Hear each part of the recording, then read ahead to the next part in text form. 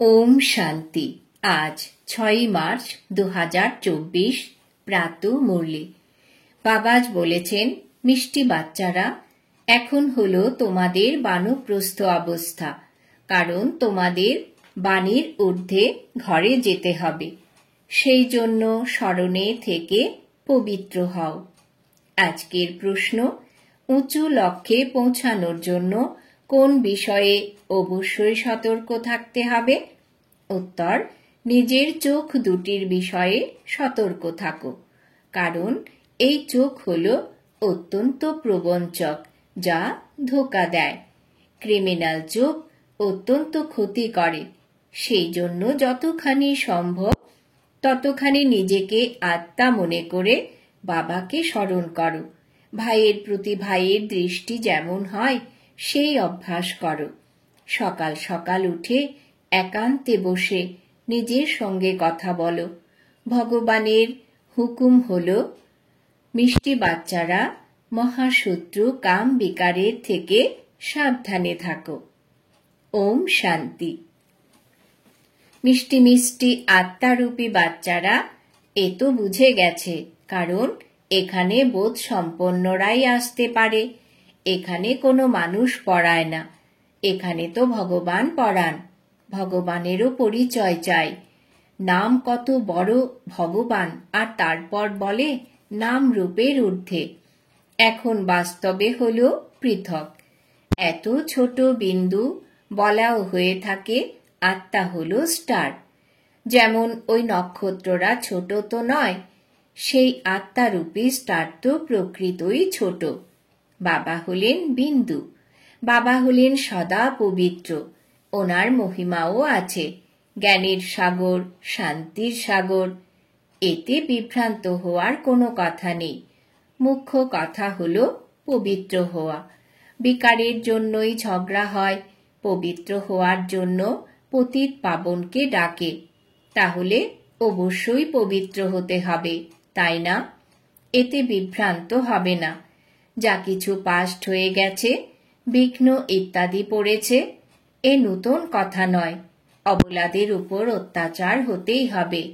অন্যান্য সৎসঙ্গে এসব কথা হয় না, কোথাও গণ্ডগোল হয় না। এখানেই গণ্ডগোল বিশেষ করে এই কথার উপরেই হয়ে থাকে। বাবা পবিত্র করতে আসেন, তখন কত গণ্ডগোল হয়। বাবা বসে পড়িয়ে থাকেন। বাবা বলেন, আমি আসি বানপ্রস্থ অবস্থায়। নিয়মও এখান থেকেই শুরু হয়। তাই বানপ্রস্থীরা অবশ্যই বানপ্রস্থেই থাকবে। বাণীর ঊর্ধ্বে যাওয়ার জন্য বাবাকে সম্পূর্ণরূপে স্মরণ করে পবিত্র হতে হবে। পবিত্র হওয়ার পদ্ধতি তো একটিই রয়েছে। ফিরে যেতে হলে তখন অবশ্যই পবিত্র হতে হবে। যেতে তো সকলকেই হবে, 2-4 জন তো যাবে না। সমগ্র পতিত দুনিয়াই পরিবর্তিত হয়ে যাবে। এই ড্রামা কারোরই জানা নেই। সত্যযুগ থেকে কলিযুগ পর্যন্ত এ হলো ড্রামার চক্র।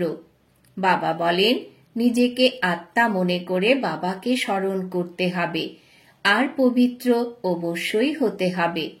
তবেই তোমরা শান্তিধাম এবং সুখধামে যেতে পারবে। গায়নও রয়েছে, গতি সদ্গতি দাতা হলেন একজনই। সত্যযুগে অতি অল্প সংখ্যকই থাকে, আর তারা পবিত্র থাকে।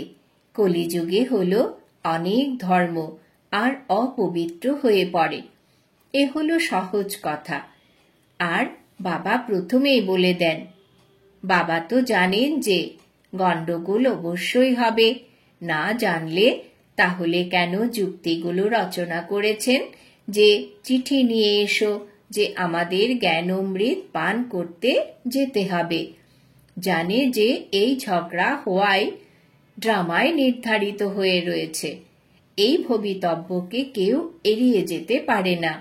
মানুষ কেবল অক্ষর বলে দেয়, কিন্তু অর্থ বোঝে না। বাচ্চারা, এই হলো অত্যন্ত উচ্চ পর্যায়ের পঠন পাঠন। চোখ যেমন প্রবঞ্চনাকারী, যে আর জিজ্ঞাসা করো না। এ হলো তমপ্রধান দুনিয়া। কলেজেও অনেক খারাপ হয়ে যায়। বিদেশের কথা তো জিজ্ঞাসাই করো না। সত্যযুগে এই ধরনের কথা হয় না। ওরা তো বলে দেয় যে সত্যযুগের তো লক্ষ লক্ষ বছর হয়ে গেছে। বাবা বলেন, কাল তোমাদের রাজ্য ভাগ্য দিয়ে গিয়েছিলাম, সবকিছু হারিয়ে ফেলেছ। লৌকিকেও বাবা বলেন, তোমাদের এত ধন সম্পদ দিয়েছি, সব হারিয়ে ফেলেছ। এরকমও বাচ্চা বেরোয় যারা স্বল্প সময়ের মধ্যে ধন সম্পদ উড়িয়ে দেয়।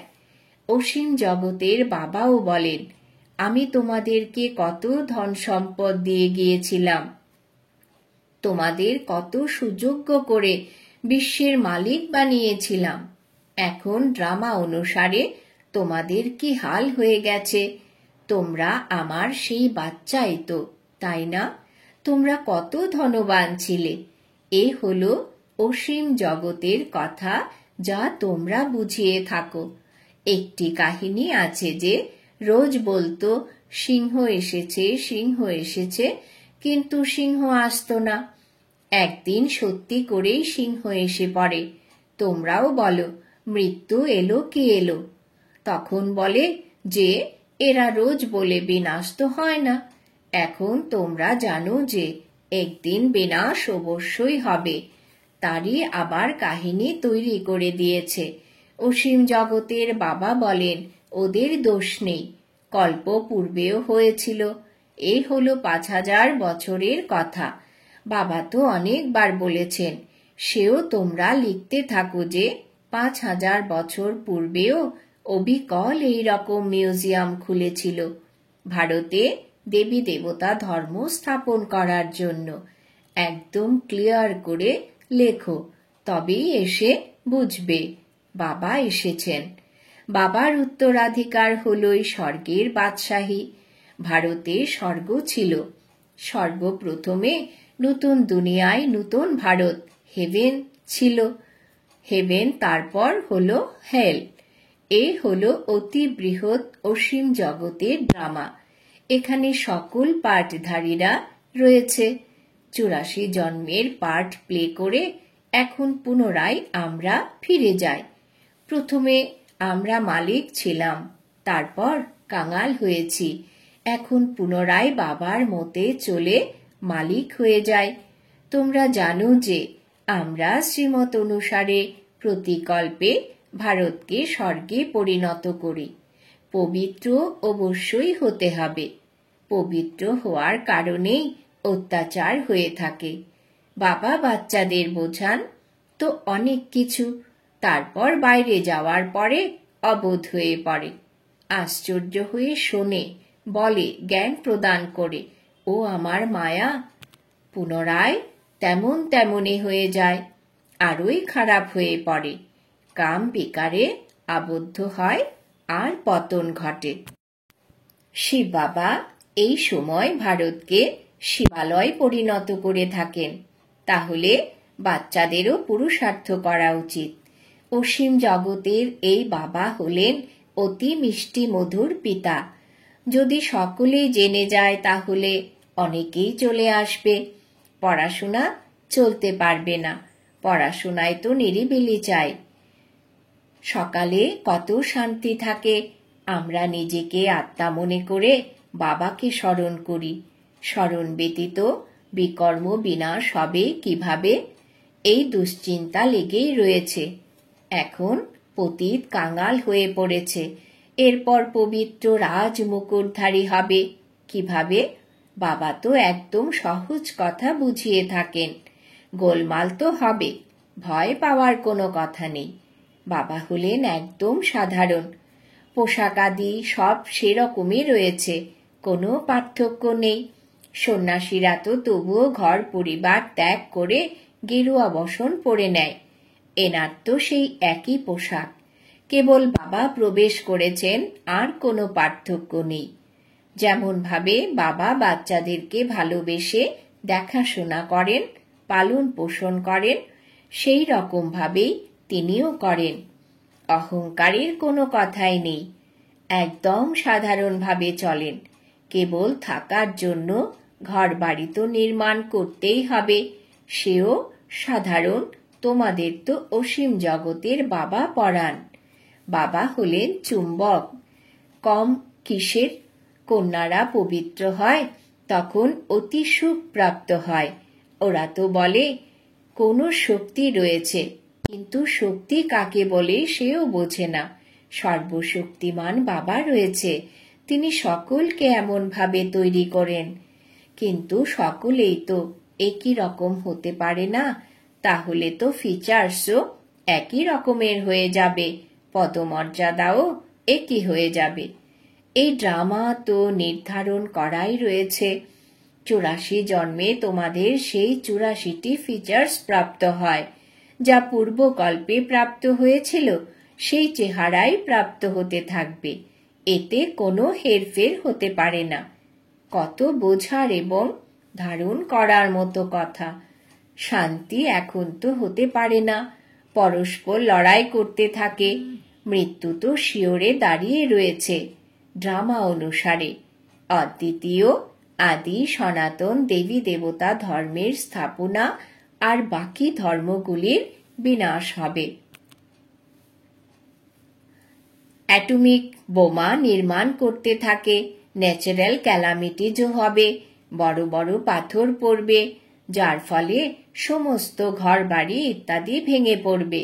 যতই মজবুত ঘরবাড়ি নির্মাণ করুক, ভিত পোক্ত করে নির্মাণ করুক, কিন্তু কিছুই তো থাকবে না।